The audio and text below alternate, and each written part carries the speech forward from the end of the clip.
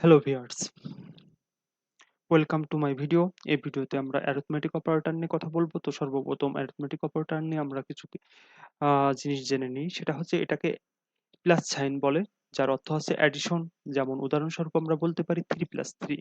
এটাকে minus sine বলে, এটার অর্থ হচ্ছে সাবস্ট্রাকশন। আমরা উদাহরণস্বরূপ বলতে পারি 3-1।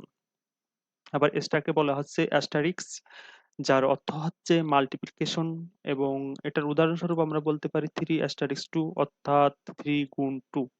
এটাকে বলা হচ্ছে ফরওয়ার্ড স্ল্যাশ, যার অর্থ হচ্ছে ডিভিশন। যেমন উদাহরণস্বরূপ আমরা বলতে পারি 3/3 বা 3 ডিভিশন 3। এটাকে বলা হচ্ছে পার্সেন্টেজ সাইন, যার অর্থ পার্সেন্ট, এবং উদাহরণস্বরূপ আমরা বলতে পারি 20%। এখন আপনারা যে পাঁচটা অ্যারিথমেটিক অপারেটর দেখলেন, আমরা বাস্তবিক ক্ষেত্রে এই পাঁচটা অ্যারিথমেটিক অপারেটরের প্রয়োগ দেখবো। আপনারা লক্ষ্য করলে দেখতে পারবেন, এখানে আমি একটা ছোট একটা চার্ট রাখছি, যেটা হচ্ছে ABC private bank limited announce financial report 2023।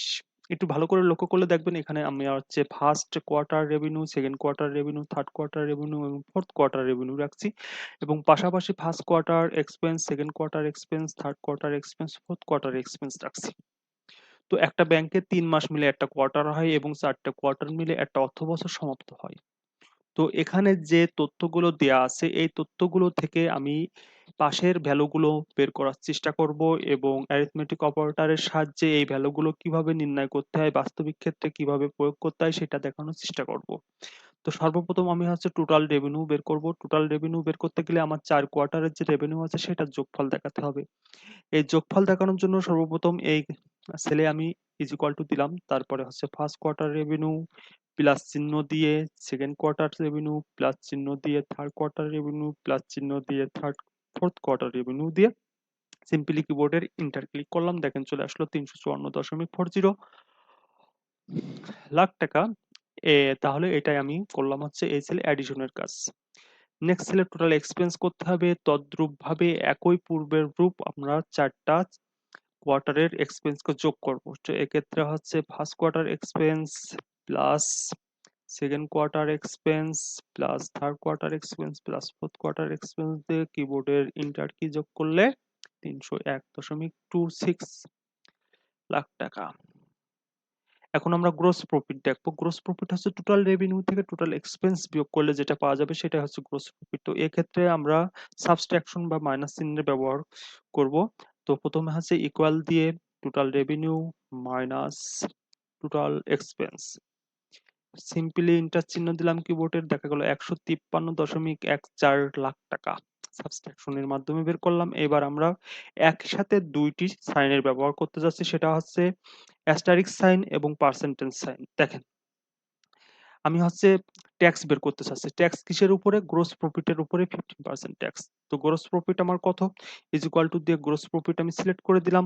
এবার আমি অ্যাস্টারিক্স চিহ্ন এর ইউজ করলাম, তারপরে হচ্ছে অ্যাস্টারিক্স অর্থ হচ্ছে গুণ, এরপরে হচ্ছে আমি 15%। আপনারা দেখতে পাচ্ছেন অ্যাস্টারিক্স এবং পার্সেন্টেজের ব্যবহার আমি একই সেলে করছি। তো সিম্পলি ইন্টার দিলে 22.971 লাখ টাকা। এখন নিট প্রফিট হচ্ছে যে গ্রোস প্রফিট থেকে আমরা যে সরকারকে ট্যাক্স দিই, সেই ট্যাক্স বাদ দিলে নিট প্রফিট পাওয়া যায়। তো এক্ষেত্রে আমরা সাবট্রাকশনের ব্যবহার করব। Is equal to gross profit subtraction বা minus tax is equal to net profit. তো এক্ষেত্রে আমার দেখা যাচ্ছে নিট প্রফিট হচ্ছে 130.169 লাখ টাকা। এখন আমরা চাচ্ছি যে একটা অ্যাভারেজ মান্থ প্রফিট বা পার মান্থ প্রফিট বের করতে। এক্ষেত্রে আমরা ব্যবহার করব হচ্ছে আমাদের ফরওয়ার্ড স্ল্যাশ বা ডিভিশন চিহ্ন। সর্বপ্রথম এখানে ইজ ইকুয়াল টু দিলাম, তারপরে হচ্ছে আমাদের NEET profit division 12, simply inter চিহ্ন দিলে চলে আসলো আমার পার মান্থ অ্যাভারেজ প্রফিট। তো আপনারা দেখতে পারলেন যে এখানে এই সেলে আমরা দেখেন, এই যে ফর্মুলা বারে দেখলেন আমরা হচ্ছে প্লাস সাইনের ব্যবহার করলাম। এই সেলে তদ্রূপ পূর্বের নাম প্লাস সাইনের ব্যবহার করলাম। এই সেলে সাবট্রাকশন বা বিয়োগের ব্যবহার করলাম। এই সেলে অ্যাস্টারিক্স এবং পার্সেন্টেজের ব্যবহার করলাম।